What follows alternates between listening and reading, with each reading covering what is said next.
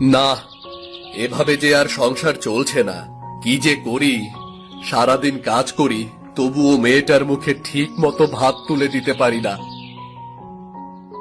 খুব পানি পিপাসা লেগেছে, গলাটা শুকিয়ে গিয়েছে আবার। আজ গরমটাও বেশি, এখন পানি কোথায় পাই? আজ পানিটা আনতেও ভুলে গিয়েছিলাম। এদিকে খুব ক্ষুধাও পেয়েছে। ওই তো একটা নদী, আমি বরং ওই নদীর দিকে যাই, পানি খাই, আর কিছু পানি নিয়ে যাই। ভাত খাবার সময় তো লাগবে।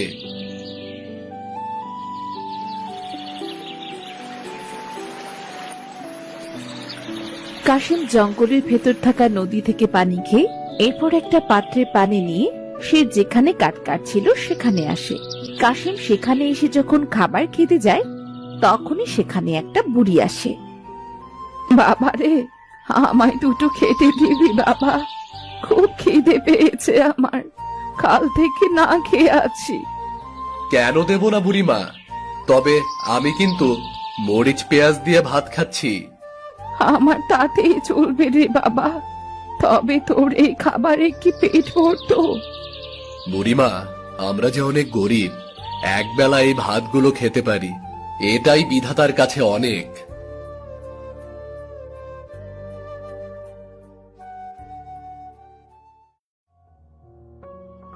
বাবা, তুই এই আপেলটা খা, তুই নিজে না খেয়ে আমায় খেতে দিয়েছিস, তোরও তো ক্ষুধা পেয়েছে বাবা। আমার লাগবে না বুড়িমা, তোমার যখন আবার ক্ষুধা লাগবে তখন বরং আপেলটা খেয়ে নিও তুমি, কেমন? আমার কাছে আরো আছে বাবা, তুই বরং আপেলটা খেয়ে নিস।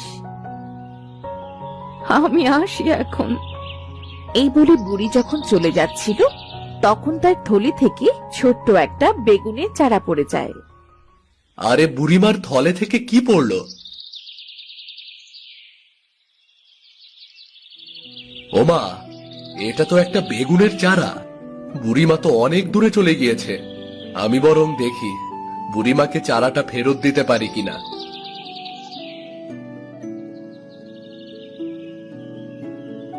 বুড়িমা, বুড়িমা, বুড়িমা, একটু দাঁড়াও। তুমি কি আমার কথা শুনতে পাচ্ছ? তোমার থলে থেকে একটা বেগুনের চারা পড়ে গিয়েছে।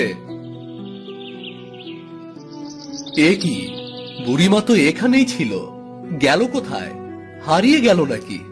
এক কাজ করি, আরো কিছু সময় দেখি বুড়িমা ফেরত আসে কিনা।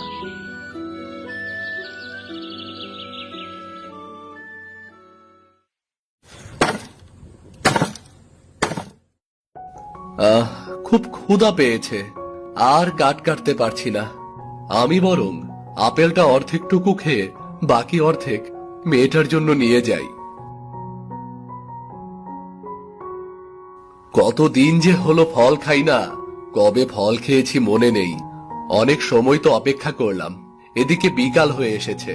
আমি বরং বাড়ি যাই।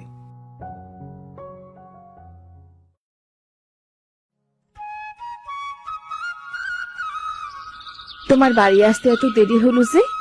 সেই সকালে গেছো, আর এখন তো সন্ধে হইতে চললো।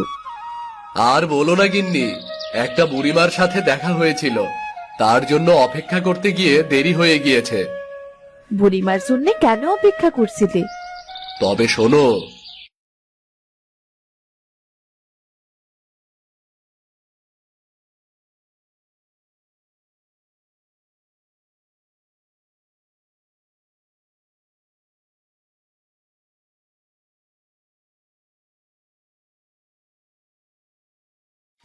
সব তো শুনলে, এবার আমাকে একটু পানি দাও দেখি, গলাটা শুকিয়ে গিয়েছে আমার।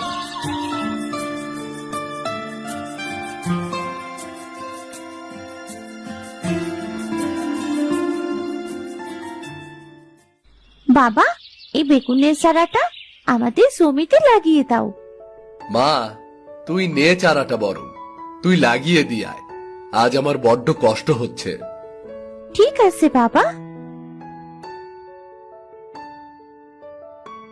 মায়া তার বাবার কাছ থেকে বেগুনের চারাটা নিয়ে তাদের সবজি খেতে লাগিয়ে দেয়।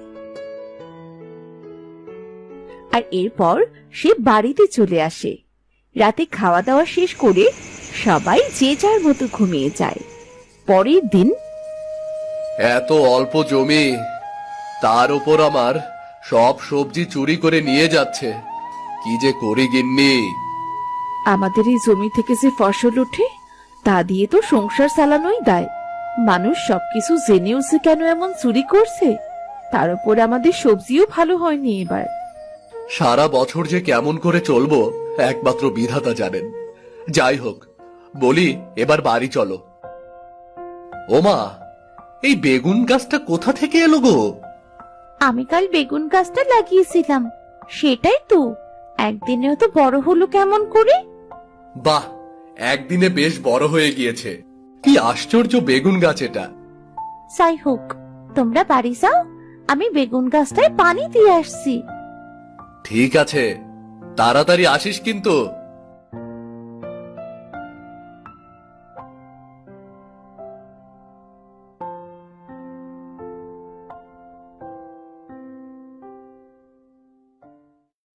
কে রে দিদি ভাই, গাছে পানি দিচ্ছিস?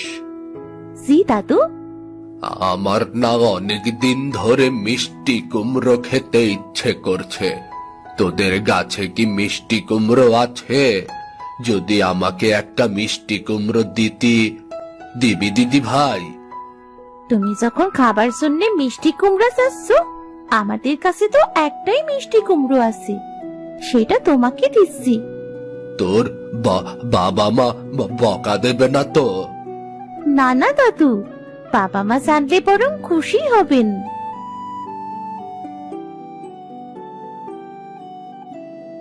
ধন্যবাদ দিদি ভাই, দেখবি তোদের অনেক ভালো হবে। তোদের সব অভাব খুব তাড়াতাড়ি চলে যাবে। আমি আসি তবে।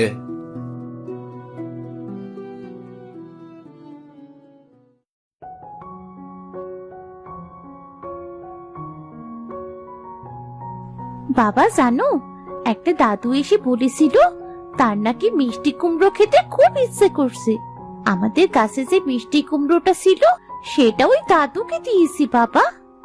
মনে করেছিলাম আজ ওই মিষ্টি কুমড়োটা রান্না করব, আর তুই কেনা সেটা বৃদ্ধকে দিয়ে দিলি। আজ যে তাহলে না খেয়ে থাকতে হবে আমাদের। আহা গিন্নি, এত চিন্তা করো না। মেয়েটা তো ভালোই করেছে। কাল যে কাঠগুলো কেটে এনেছিলাম সেটা বিক্রি করে বরং বাজার করে আনবো। তুমি সেটাই রান্না করো।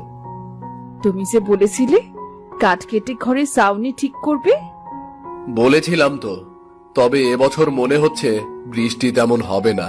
বর্ষাকাল শুরু হয়েছে কবে, এখনো বৃষ্টি নামার নামগন্ধ নেই। কাল সারাদিন তেমন খাওয়াও হয়নি। আজও যদি বাজার না করি তবে কি খেতে হবে বলো? আমি কাঠগুলো বাজারে নিয়ে যাচ্ছি।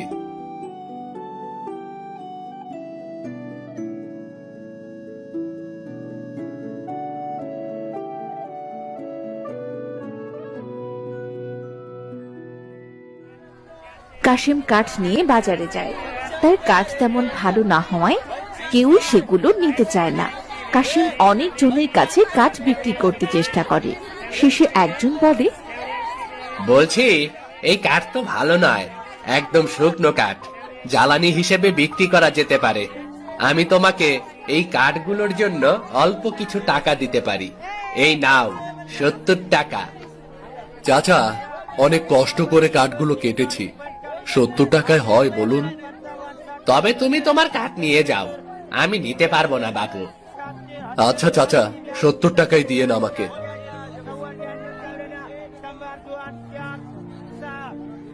কাশিম টাকা নিয়ে চালের দোকান থেকে চাল কিনে বলে, চাল কিনে তো সব টাকা শেষ হয়ে গেল। এবার বাজার করব কি দিয়ে? কি আর করা, গিন্নিকে শাক রান্না করতে বলবো।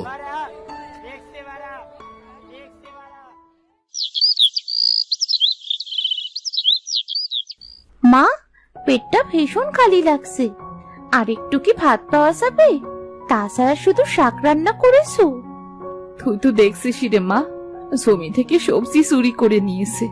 একটা মিষ্টি কুমড়ো ছিল, তাও তো দিয়ে দিয়েছিস। কাল জমিতে নতুন সবজি হলে হয়তো আবার রান্না করতে পারবো। নে, আর দুটো ভাত নে।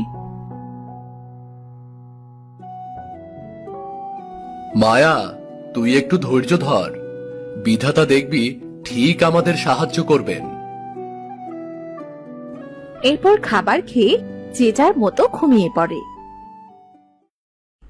পরদিন সকালে মা বাবা, আমি সবজি খেতে চাচ্ছি।